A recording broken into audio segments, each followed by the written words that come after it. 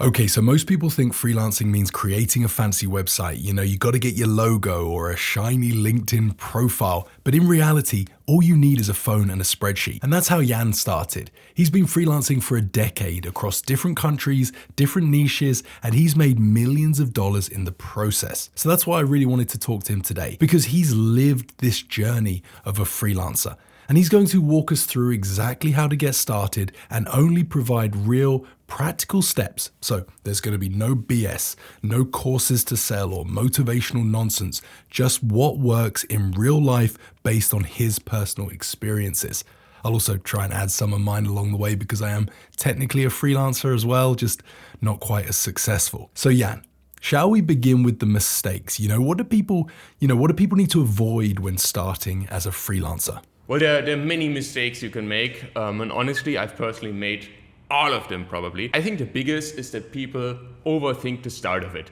So they spend weeks building a website, designing their logo, tweaking their LinkedIn bio, make everything seem perfect without having a single client. And I think personally, freelancing starts with solving a problem for someone. That's it. That's the core of it. Doesn't start with branding. It starts with solving problems. So you don't need to have everything figured out. You need motion. Ideally go ahead, pick one skill. Maybe writing, maybe designing, maybe something social media related. Maybe you're a video editor, maybe you know how to program, or maybe you want to learn it, whatever. Figure something out and find someone who needs it.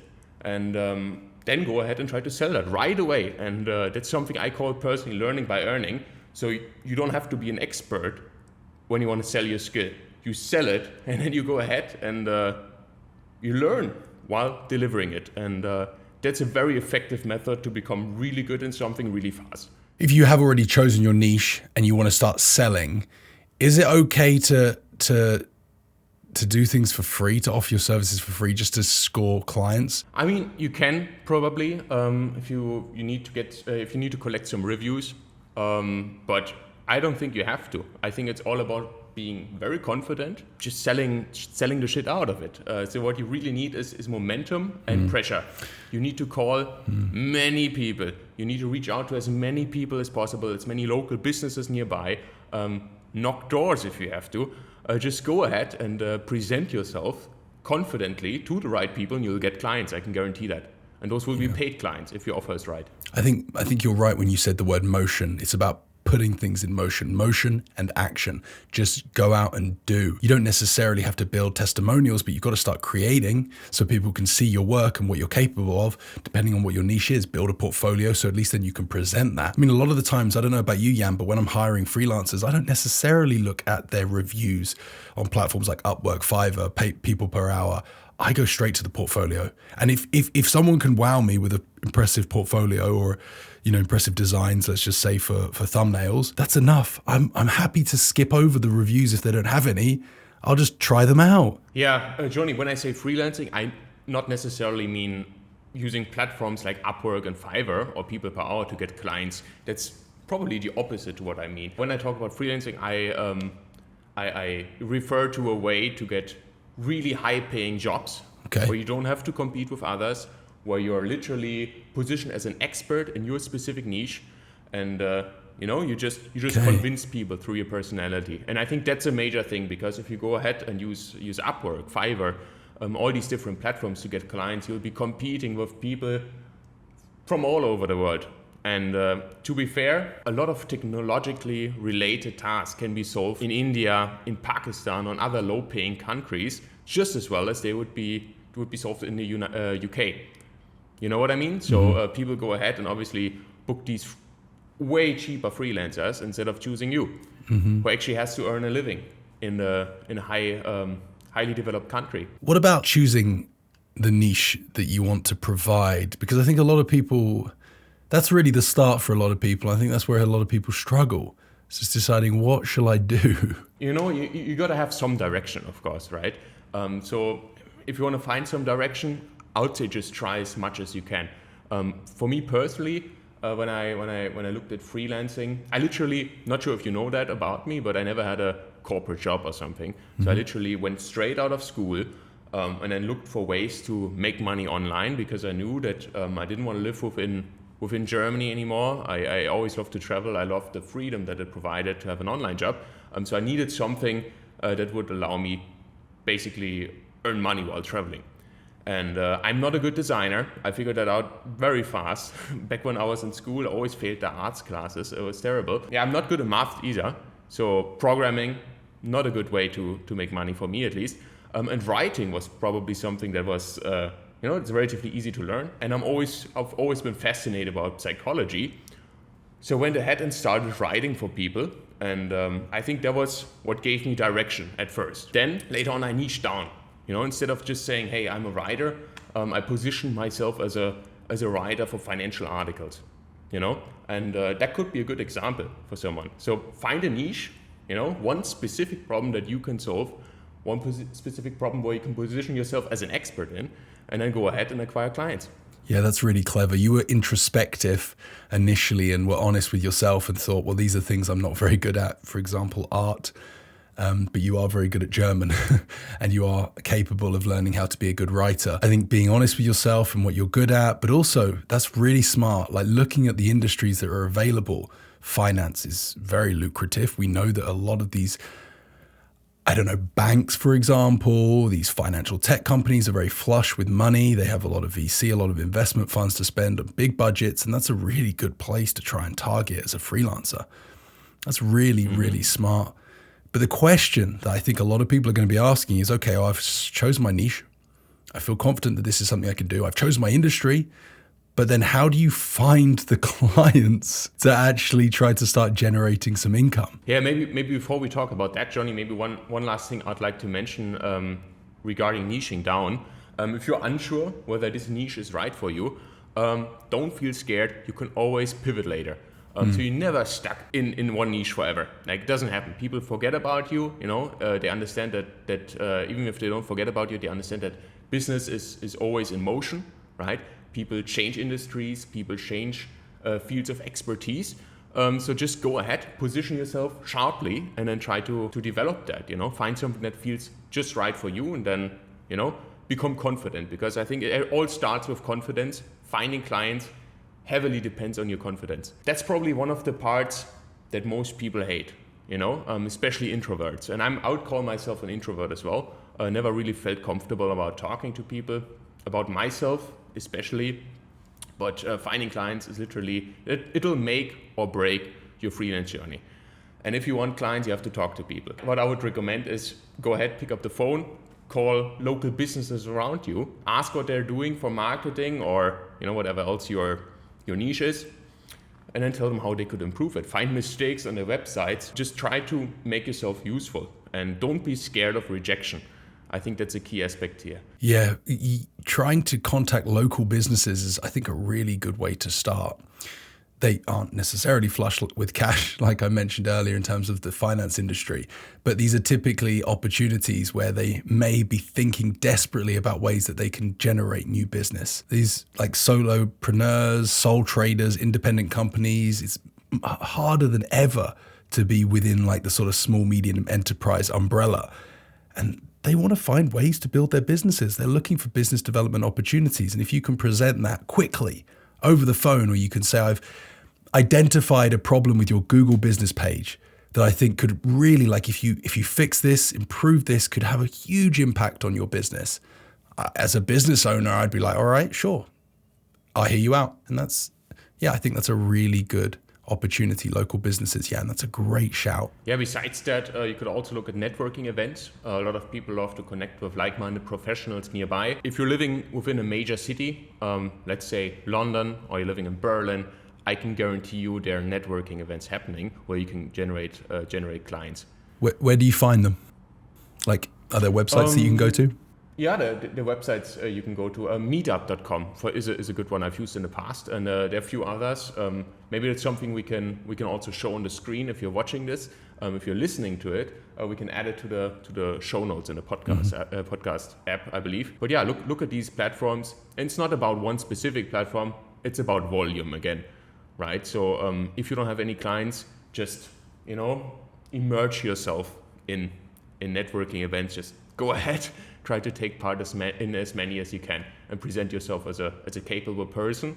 and as someone who's specialized in your specific niche. I can already see people listening to this thinking, God, I'm not confident enough. I don't have the swagger or the competence to turn up at an event and try and sell my services. Like, how do you overcome the fear that will come with things like being new to an industry? I don't think you'll ever overcome this if it's, attached to your personality. As I said, I'm an introvert, so I always hate to speak in front of people, but I understood very early that this is something I have to do if I wanted to be successful, and if I wanted to continue living the lifestyle I've lived for the past 10 years. So I literally, it's not overcoming fear, it's becoming comfortable with discomfort.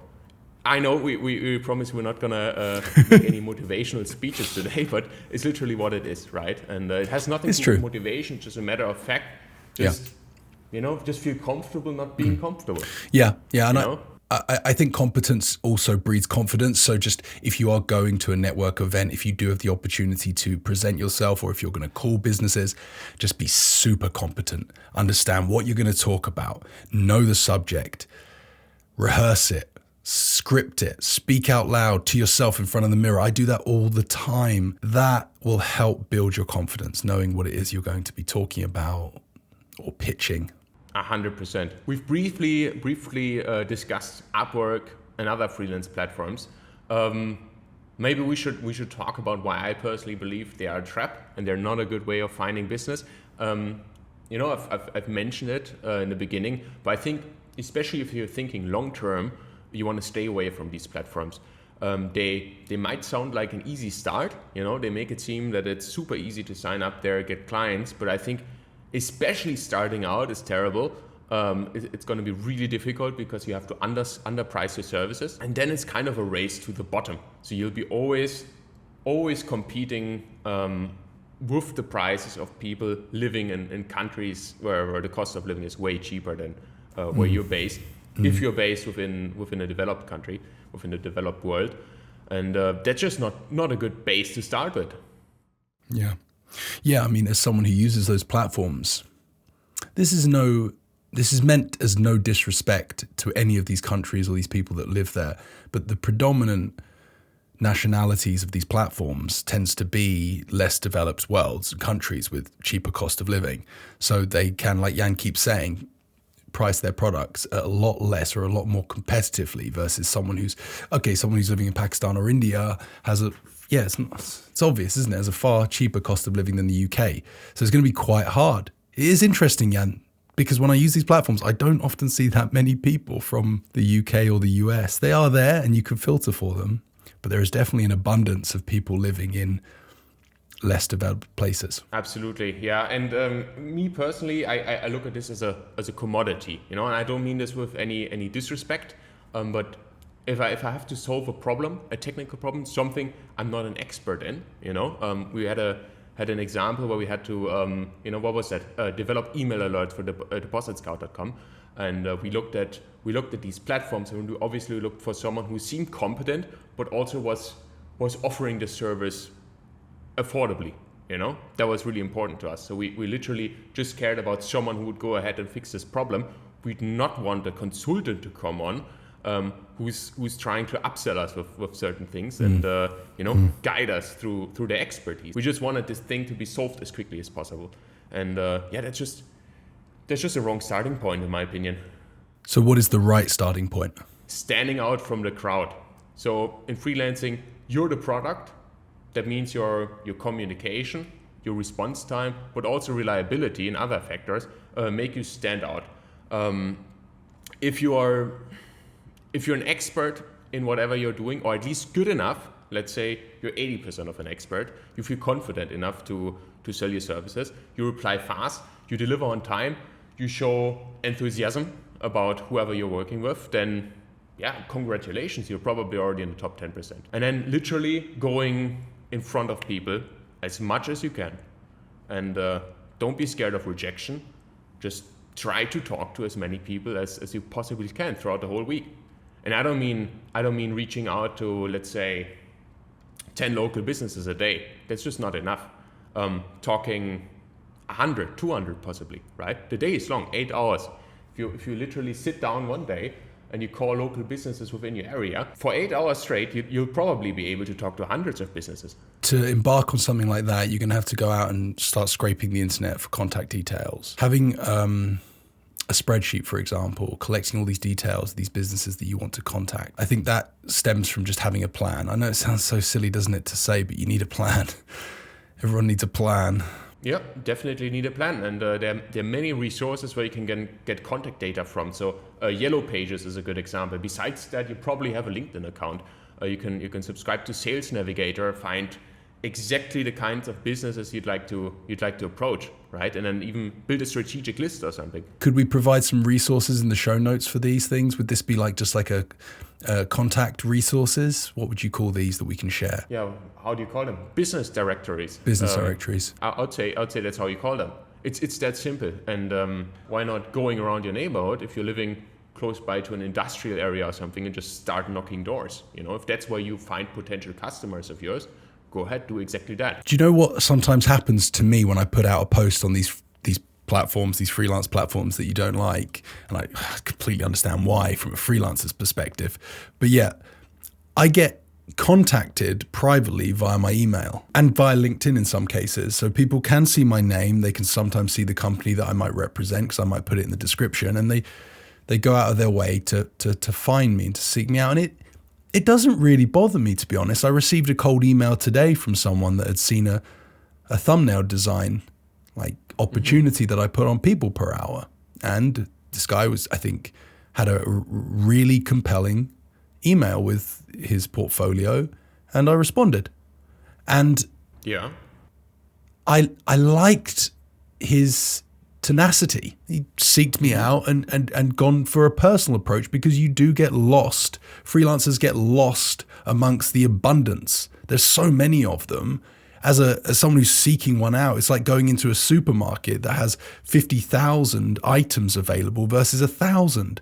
You end up buying more when you go into supermarkets with less than more. I just want to share that could be, for a freelancer, quite a tactical means of finding new business. Sign up for those platforms that Jan dislikes, but just use it to seek opportunities that are available, and then privately message those people. Yeah, that's a valid strategy. I like the way of thinking outside the box, to not compete with others, or at least in a small, as little as possible. That's great, and I can see that being successful as well in the long term. So what about the things that people don't discuss? Yeah. What are the things, the mistakes? Because you do see a lot around freelancing that's really positive, optimistic, the glorious side of it, working from home, being financially independent. Mm-hmm. But what do people mess up? Yeah, I think administration, that's probably the biggest worst part. So when you start freelancing, you don't want to treat this as a hobby. You want to be, you want to treat this as a professional business. Whether you like it or not, that's what it needs. So you need to register it properly. You need to learn how to send invoices. You need to use contracts, and you need to track income and expenses.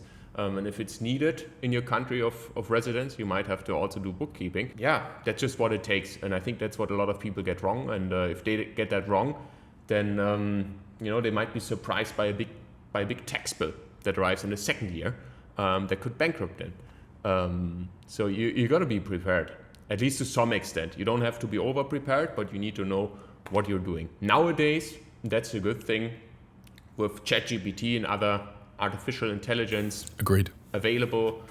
It's easy to figure these things out. So you don't really have to read any books. You don't have to read long blog articles. Just write the right prompts and maybe fact check the things the AI tells you, but you'll figure it out in no time. Yeah, put your best foot forward. When it comes to sending a client an invoice, don't just ask for the money with a figure. Say, could I have you've already got their email address, their contact details, so send it directly to them. The invoice itself is a PDF, have it really well structured, really well organized, your logo on the top. Invoice numbers are important as well, just for reconciliation in terms of accountancy. It's important to have invoice numbers so you can identify payments, or, your bookkeeping. That'll help your bookkeeping. It all ties in together. Put your best foot forward when it comes to these things right from the beginning as well, because you want to set up good practices early.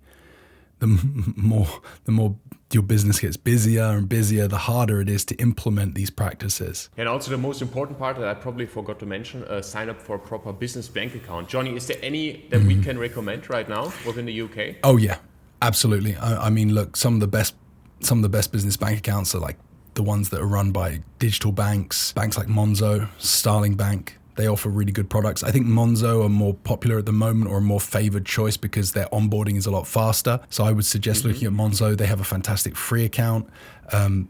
Same as Starling as well, although their onboarding can be a bit slow. What about the European Union? I suppose Wise, even though they're not a licensed bank. I guess it really depends on where you're based, right? Because the banking options vary by country, of course. Revolut Pro, I think, is a good option for most people. Yes. Especially due to the cashback that you get with the metal plan. That could actually, make the metal plan be worth it, depending on how high your expenditures are. But Revolut Pro is a decent option for most people. Agreed. They've got some fantastic inbuilt invoicing system software. They've got obviously the Revolut Terminal for accepting payments, and they've got very competitive fees on those payment terminal fees as well. So Revolut Pro, I can't believe I didn't think of that, Jan. Very good suggestion. But there are a few other things I'd like to share. The first year will probably be messy, no matter what. You'll make mistakes. I can guarantee that. You'll undercharge. You'll lose clients, and you might end up at a point where you question your whole decisions that you made within the last year. But if you keep showing up, keep calling people, keep learning, and most importantly, keep improving, I can guarantee it will get easier. Clients will come back. You will start receiving referrals as well. Your confidence will grow.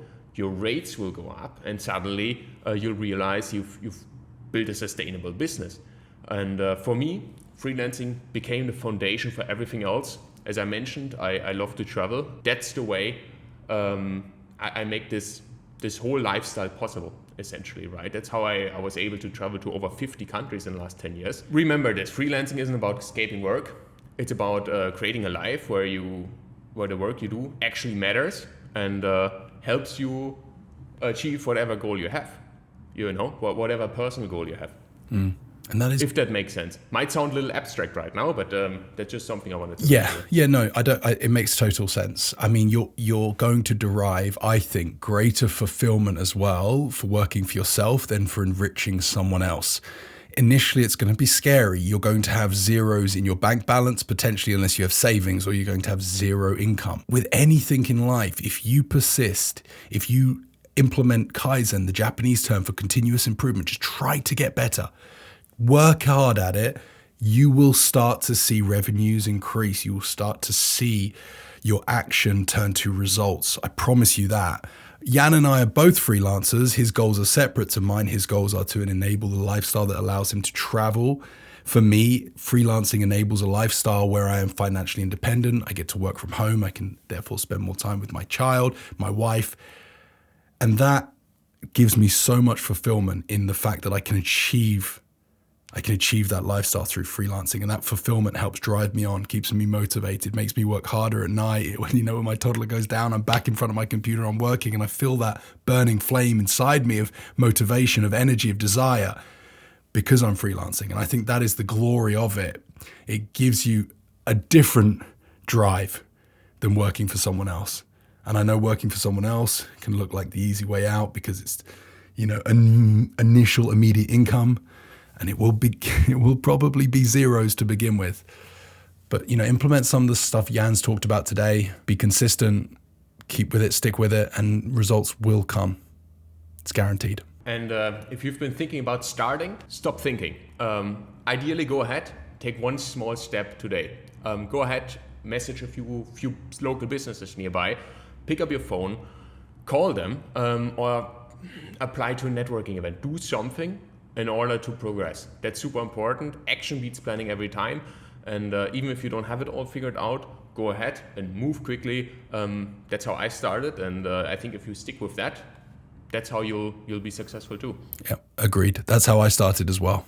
I just pressed record on a camera and then press publish. We'll put some resources from today's video in the description box. Is there anything else that we want to include down there? Is there anywhere people can go to find out some further information about what we've discussed? Yeah, we'll add a few resources.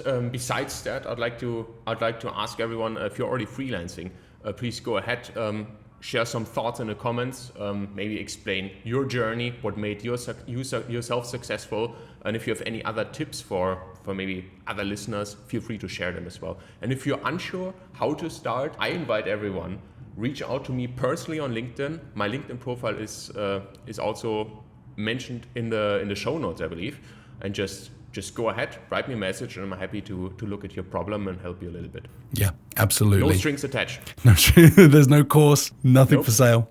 And if you have any questions regarding things like what bank accounts are open for your business, let us know in the comments. These are the things that Jan and I are super experienced with. We'll obviously be here to help with any questions you may have. As always, thank you very much. If you're watching us on YouTube, thank you. Please do consider subscribing to the channel. And if you enjoyed the video, if you found it useful, please do give it a like. And if you're listening to us, Jan, what should they do? Rate us with 5 stars on whatever platform they're using. That'd be nice. Thank you.